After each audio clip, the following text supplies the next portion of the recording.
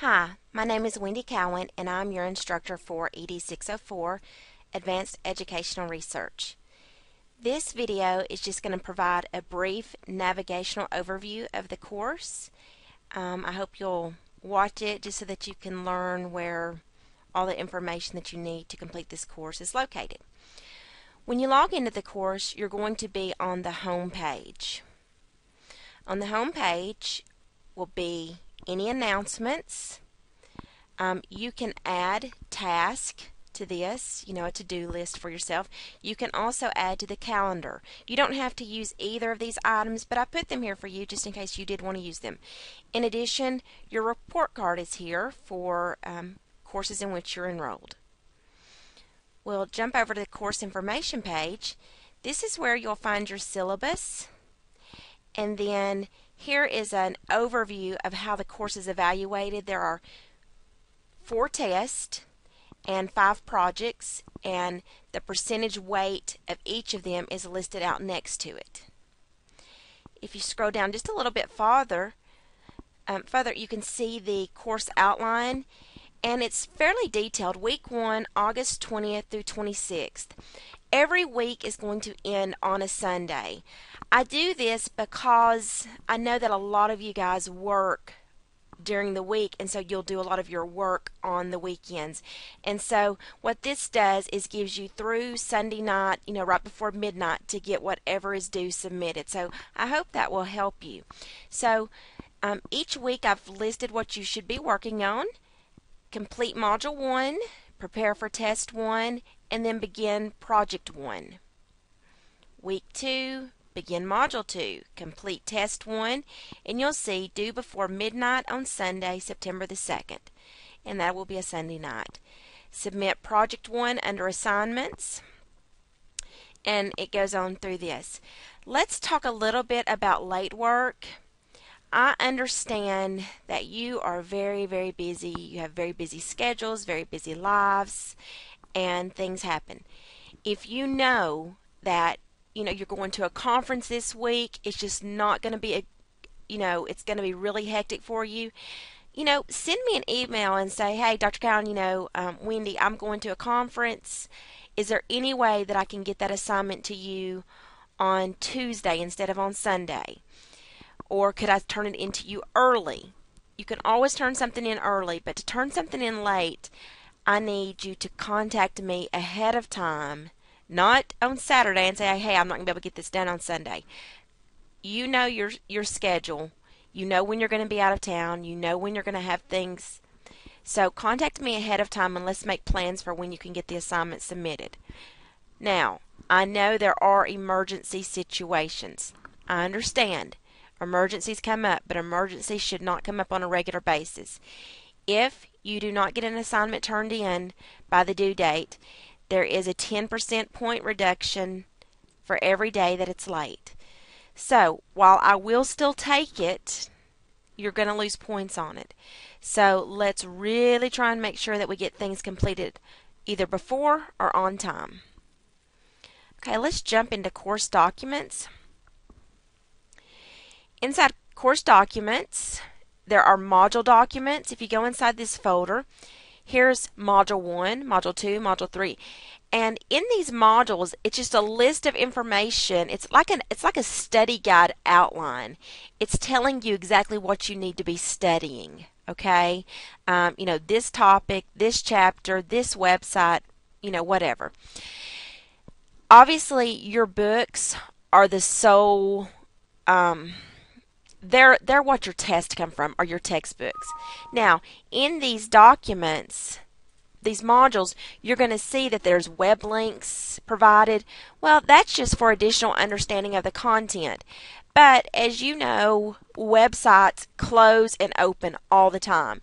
If a site does not work, it's okay.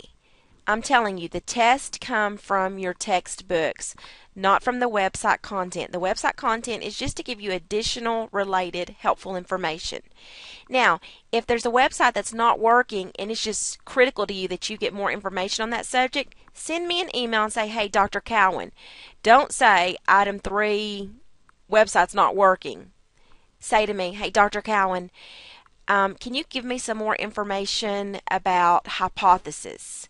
The website's not working for it, and I would like to read just a little bit further about it, and I'll see what I can find for you. The modules are to help you learn the content and to help you prepare for exams. They are not submitted to me. Let me repeat. Modules are not submitted to me. They are simply to help you complete the course. Let's jump back into course documents. Here are study guides. There's a study guide for Chapter 3. Test. I don't know why this says Chapter 3, but there's study guides for, let's just correct that right now.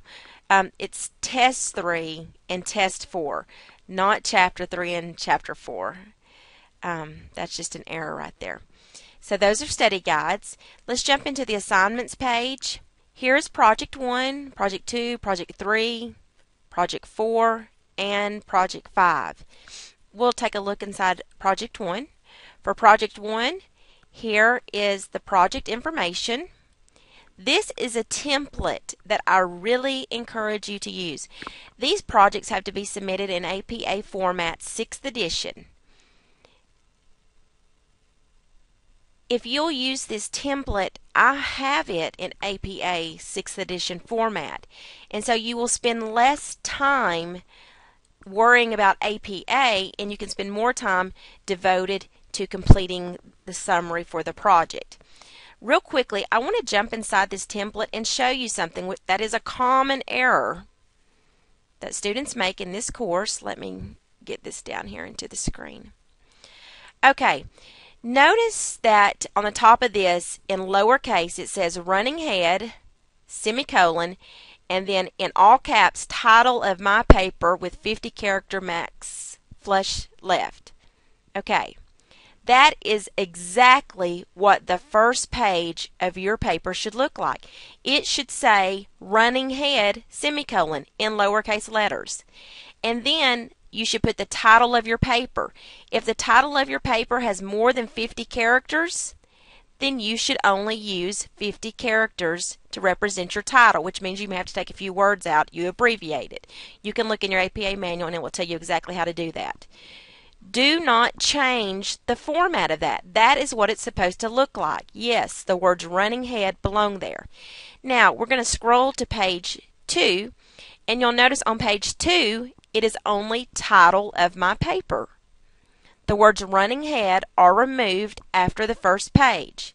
Do not change this. This is what it's supposed to look like.